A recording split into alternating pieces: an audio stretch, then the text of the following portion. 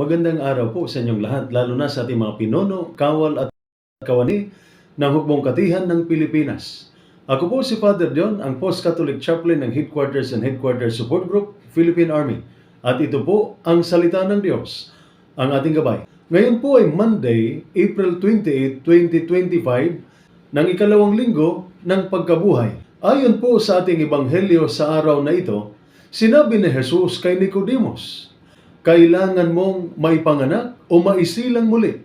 Unless you are born from above or you are born again, you will never enter the kingdom of heaven. Mga kapatid, tayong lahat ay isinilang ng muli sa pamamagitan ng banal na sakramento ng binyag. Sa binyag, hindi lang basta tayo nilinis, ginawa tayong tunay na anak ng Diyos. Tumatak sa atin ang bagong pagkakilanlan. Ikaw ay anak ng Diyos.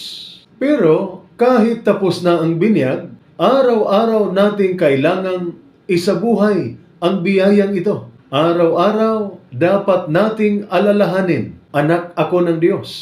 May lakas ako na basta hindi ko nakikita, hindi ako nag-iisa sa laban ko. Sa araw-araw na laban ng ating mga sundalo, halimbawa, stress sa trabaho, walang katapusang utos, reports, inspection, pagod sa training, init, ulan, mabigat na gear, lungkot or homesickness sa deployment, mga tukso at pagdududa sa sarili, sa kinabukasan. Araw-araw may laban. Kaya araw-araw kailangan nating ipaalala sa sarili, kaya ko kasi anak ako ng Diyos.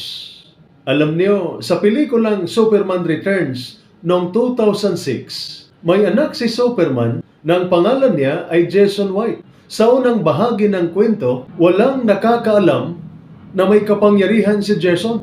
Tahimik lang siya, mahiyain, parang ordinaryong bata.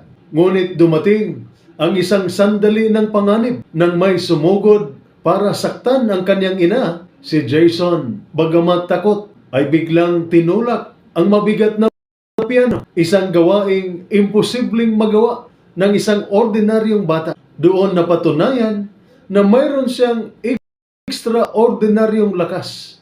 Kasi anak siya ng Superman. Hindi pa niya naiintindihan ng lahat. Ngunit dala niya ang dugo at kapangyarihan ng kanyang ama.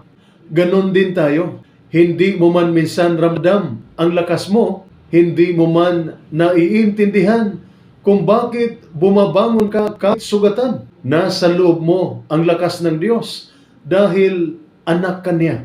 Kaya halimbawa, galing ka sa mabigat na misyon. Pagod, sugatan, lutang ang isip. Paggising mo kinabukasan, dalawang choice ang mayroon ka. Bitbitin ulit ang kabiguan o tumayo bilang anak ng Diyos at sabihin, Lord, bagong araw, bagong ako. Kasi anak mo ako.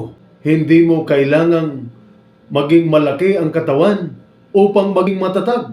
Ang tunay mong lakas ay nasa puso mong kumakapit sa Panginoon. Kaya uli, sa binyag, isinilang tayo bilang mga anak ng Diyos. At bilang anak niya, may taglay tayong lakas na hindi kayang sirain ng kahapon. Kahit ilang beses kang madapa, bumangon ka. Hindi dahil magaling ka, kundi dahil mahal ka ng Ama mo sa langit. Kaya mo kasi anak ka ng Diyos. Ito po ang salita ng Diyos, ang ating gabay. Manalangin tayo.